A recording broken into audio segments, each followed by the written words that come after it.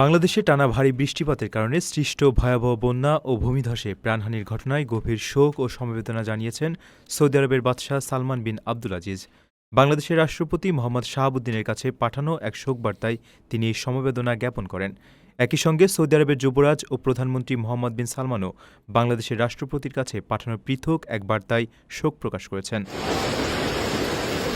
বাদশাহ সালমান তার শোকবার্তায় নিহত ব্যক্তিদের আত্মার মাগফিরাত কামনা করেন। পাশাপাশি তিনি শোকসন্তপ্ত পরিবারের সদস্য ও বাংলাদেশের জনগণের প্রতি গভীর সমবেদনা জানিয়েছেন। স্বজন হারানো পরিবারগুলো যেন এই কঠিন শোক সইতে পারে, সেজন্য তিনি পরম করুণাময়ের কাছে দোয়া করেন। অন্যদিকে সৌদি যুবরাজ ও প্রধানমন্ত্রী মোহাম্মদ বিন সালমান তার বার্তায় নিহতদের পরিবারের প্রতি আন্তরিক সমবেদনা ও সহমর্মিতা প্রকাশ করেছেন। তিনি নিহতদের আত্মার শান্তি ও রহমত কামনা করেন।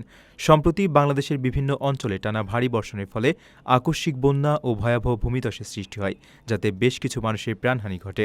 এই দুর্যোগপূর্ণ পরিস্থিতিতে বাংলাদেশের মানুষের পাশে দাঁড়িয়ে সহমর্মিতার বার্তা দিল সৌদি আরব প্রশাসন।